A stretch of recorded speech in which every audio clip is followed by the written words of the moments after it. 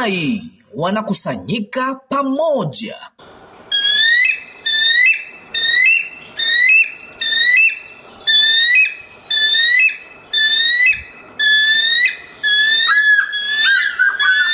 Hii ni barua ya leo Jumamosi, tarehe 20 mwezi wa 6 mwaka wa 2026, kutoka kwa nabii wa Mungu ndugu Joseph Branham wa maskani ya Branham huko Jeffersonville, Indiana, Marekani, kwa bibi harusi wa Yesu Kristo kote ulimwenguni. Mpendwa Malkia, naye bibi harusi leo ametolewa kutoka kwenye mwili wa Kristo ambao unatenda na kufanya vile vile kabisa na yeye alivyosema huo ungetenda kwa siku hii. Yule bibi harusi, malkia, mfalme na malkia. Wakati Yesu alipofanyika hilo neno lote, basi sisi tulikuwa sehemu yake wakati huo. Hakuna ibilisi, hakuna mamlaka, hakuna kitu kinachoweza kutuondolea hilo. Hiyo ndiyo nguzo ya kushikiza ya nafsi. Ni uamsho ulioje bibi harusi alionao kwa kila ujumbe tunaousikia. Yapita maneno ya mwanadamu kuelezea. Hakuna kivuli hata kimoja cha shaka. Mungu ametuchagua sisi na kutupa ufunuo wa kweli wa neno lake la siku hii. Kwa hivyo, tunajijua sisi ni nani, malkia wake. Sauti ya Mungu inayonena na bibi harusi wake kwenye kanda inamkamilisha bibi harusi wake.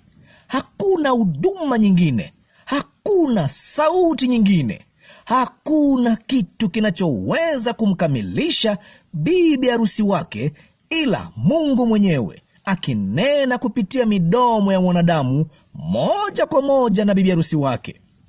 Wengine wanaweza kutaka kibadala, lakini bibi harusi wake hataridhika na kitu kingine chochote ila sauti yake, barua yake ya mahaba kwa bibi harusi wake, kwani kondoo wake wanataka tu kuisikia sauti yake. Watu wanasema ati tunaweka mkazo sana kwa nabii. Ni ajabu sana kwamba watu hawakubali kwamba Baba mkuu wa mbinguni mwenyewe alimjali sana malaika wake kiasi kwamba aliweka umuhimu mkubwa hivi kwa kila kitu kumhusu: jinsi alivyovaa, jinsi alivyotenda, tabia yake, matamshi yake. Yeye hata alimvalisha namna ya mavazi aliyovaa, tabia yake, shauku yake, kila kitu jinsi tu alivyopaswa kuwa. Yeye alichaguliwa tu kikamilifu na Mungu mwenyewe kwa ajili yetu sisi. Kisha wanasema ati tunamuinua sana nabii. Kwetu sisi, sauti iliyo kwenye kanda si neno la mwanadamu, wala halinenwi na mwanadamu, halikuletwa na mwanadamu, wala haliwezi kufunuliwa na mwanadamu. Ni neno la Mungu lililofunuliwa na Mungu mwenyewe, akijifasiria yeye mwenyewe, Kristo akijifunua mwenyewe katika neno lake mwenyewe. Baadhi wanaweza kusikia, lakini hawatambui kikamilifu.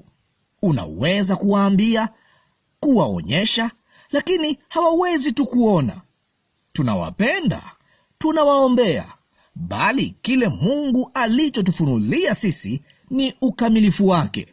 Hili hapa jaribio la litimasi kwa huu mgawanyiko mkubwa miongoni mwa bibi harusi wa Kristo leo wanaosema wanao ufunuo wa kweli wa ujumbe huu mkuu wa wakati wa mwisho. Fasili ya jaribio la litimasi: jambo moja la kuamua, swali au tukio ambalo hufichua haraka asili ya kweli, ubora au nafasi ya kitu fulani au mtu. Hebu kwanza niseme kwa mara nyingine tena, ninaamini katika huduma ya kweli iliyoitwa na Mungu. Kuna haja na nafasi kwa kila ofisi. Maandiko yanasema huduma ya watu hawa ni kwa ajili ya kuwakamilisha watakatifu. lakini hayasemi kila huduma 5 itawakamilisha watakatifu. Ndugu Branham anatuambia wazi wazi kwamba huduma katika kila wakati hupotoka. Kwa hivyo, wao wangewezaje kumkamilisha bibi harusi?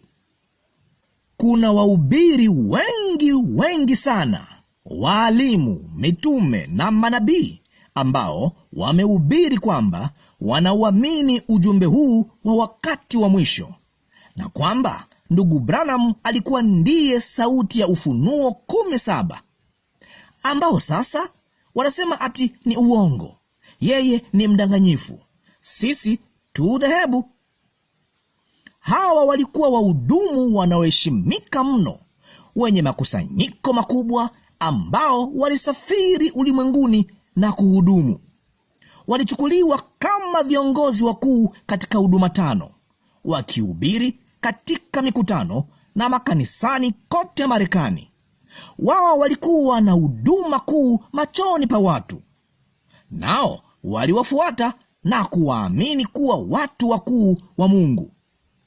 Kisha wapo wahudumu leo ambao wanaotambulikana vilivyo kama wahudumu wa huduma 5 ya kweli, wanaodai kuamini ujumbe huu kwa kuunukuu na kuhubiri. Lakini pia wao wanasema ujumbe huu sio yakini. Siku za ujumbe wa mtu mmoja zimekwisha. Huduma 5 hivi sasa ndiyo ya kumkamilisha bibi harusi, na ni makosa kuzicheza kanda kanisani. Nikinukuu kauli zao chache, tunajua kutakuwako na watiwa mafuta wa uongo katika wakati wa mwisho. Nabii alituonya tuwaangalie. Huduma yao itatiwa mafuta, watakuwa na Roho Mtakatifu. Kwa hivyo wao wataunukuu ujumbe wa saa.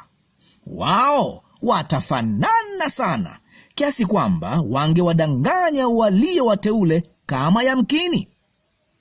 Hao si madhehebu. Wao hawangeweza kuanza kuwadanganya wateule. Kwa hivyo lazima iwe inafanana sana kuliko hiyo. Hii haimaanishi kwamba kila mhudumu amepotoka hata kidogo. Kuna watu wakuu wa Mungu wanaohubiri na kufundisha ukweli, bali kuna jambo ambalo kila mwaminio lazima atambue na kujiuliza. Je, mhudumu unayemfuata wewe anaweza kukosea? Je, unaweza kusema amina kwa kila neno yeye anallohubiri? Je, unaamini kila neno yeye analofundisha ni Bwana asema hivi? Je, sauti yake ndiyo sauti iliyo muhimu zaidi unayopaswa wewe kuisikia? Je, anaweza kuhubiri jambo lisilo sahihi? Je, anaweza kukosea hata baada ya yeye kuhubiri ujumbe kwa miaka 30? Je, anaweza kushindwa? Je, anaweza kukuambia mambo yasiyo sahihi? Je, anaweza kudanganywa?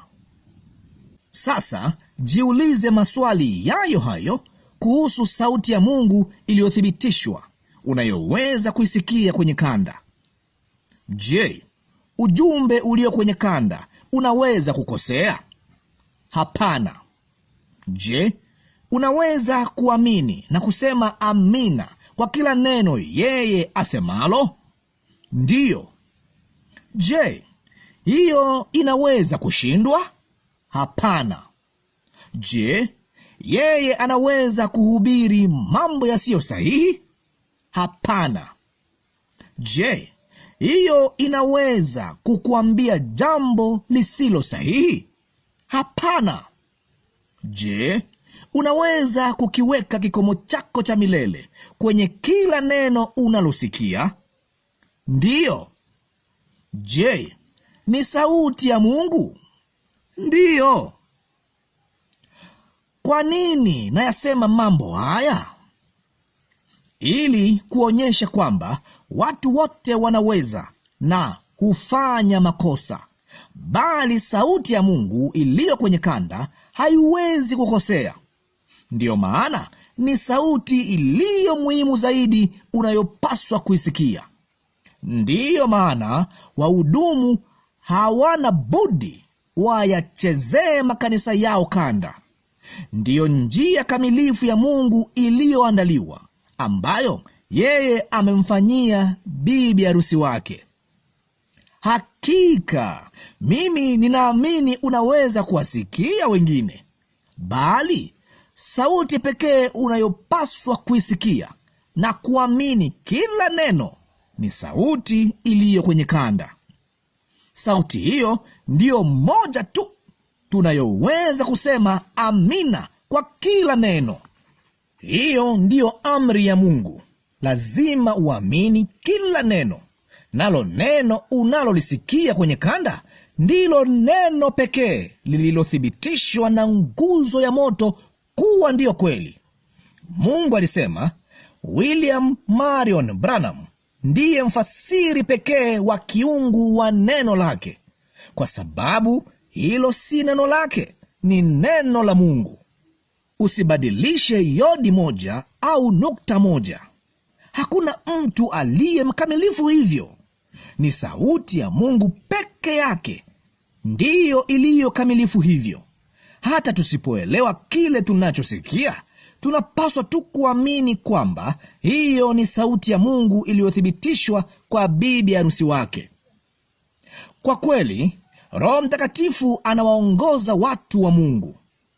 Kwa kweli, Roho Mtakatifu amewaita wao kuwa wachungaji, wahubiri na waalimu. Hiyo ni kweli, bali wao si wakamilifu. Bali Mungu ametengeneza njia ambayo mnaweza kulisikia neno kamilifu kila wakati mnapokusanyika. Watu vivyo hivyo na wahudumu wanataka vibadala leo. Je, unaweza kuwazia mtu fulani kumfanyia mhudumu kile wao wanachomfanyia ndugu Branham? Nitakupa dakika 30 kisha ya kubidi usitishe. Nina ujumbe ninaotaka kuuleta. Mnaweza kuzisikia kanda wakati wowote. Mimi ninajua kile ambacho kusanyiko hili linachohitaji kusikia, ambacho ni cha sasa hivi kwa ajili ya siku hii. Wengi wao hawatacheza hata sehemu ya kanda, na wanasema ati ni vibaya kuicheza sauti ya Mungu makanisani mwao. Je, kuna mtu yeyote mwenye akili timamu anaweza kuwazia kwamba mhudumu ambaye angetoa udhuru wowote ili kutoicheza sauti ya Mungu kanisani mwao kwa sababu wao wanaamini wanapaswa kuhubiri? Wanaisema, bali hawaiamini kuwa ni sauti ya Mungu. Vinginevyo wasingetoa kamwe udhuru wowote wa kutozicheza kanda. Mtu anawezaje kudai kwamba anaamini hii ni sauti ya Mungu naye hangetaka kuicheza kanisani mwao? Watu wanawezaje kudai kwamba wanaamini hiyo ni sauti ya Mungu inayonena, na huku hawawadai wachungaji wao wazicheze kanda makanisani mwao? Kwa sababu wao wana roho ile ile. Usiwe Nikodemo na kusema ninaliona na ninaliamini. Ni mwana wa Adamu akijifunua katika mwili wa mwanadamu. Ni Bwana asema hivi. Ni ujumbe mkamilifu. Ni sauti ya Mungu iliyo kwenye kanda. Bali siwezi tu kuishusha huduma yangu na kusema sauti hiyo ndiyo muhimu zaidi kwa kanisa langu kuisikia. Ndugu na dada, huenda msikubaliane nami hasa kabisa kwenye hili. Siwaombi mkubaliane nami. Jambo pekee ninyi lifikirieni tu. Lile mtakaloniambia nitalifikiria. Ikiwa wachungaji wanaliambia kanisa lao kwamba wao hawaamini katika kuzicheza kanda makanisani mwao, hiyo ni sawa. Ndugu yangu, Wewe walishe chochote unachotaka. Mimi ninajaribu niwezavyo kudumu sawasawa na neno, kwa sababu kondoo hawahitaji kitu kingine chochote ila chakula cha kondoo.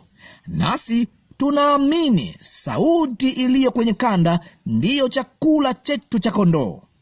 Hiyo ndiyo tunayoishi kwayo. Kila neno litokalo, si neno moja mara hii na mara nyingine, bali kila neno litokalo kinywani mwa Mungu, lisemwalo kwenye kanda, hilo ndilo tunaloishi kwalo. Mungu nisamehe, na mnisamehe ikiwa niliwaudhi au nilisema jambo fulani baya. Hili ndilo tu sisi tunaloliamini na kuona kuwa kweli tunayoishi kwayo. Mungu ametupa njia kamilifu ya kuisikia sauti yake, nasi tunaipenda. Kama kawaida, ninamwalika kila mtu anayetaka kuungana nasi kuisikia sauti hiyo kwa wakati mmoja, kuungana nasi saa 6 mchana masaa ya Jeffersonville, ni saa 1 jioni ya Afrika Mashariki, ambapo tutaungana kama jamii moja kusikia 65-0822M. Kristo amefunuliwa katika neno lake mwenyewe. Ndugu Joseph Branham. Maandiko ya kusoma kabla ya kuusikia ujumbe. Kutoka sura ya 4 mstari wa 10 hadi wa 12. Isaya sura ya 53 mstari wa 1 hadi wa 5. Yeremia sura ya 1 mstari wa 4 hadi wa 9. Malaki sura ya 4 mstari wa 5. Luka mtakatifu sura ya 17 mstari wa 30.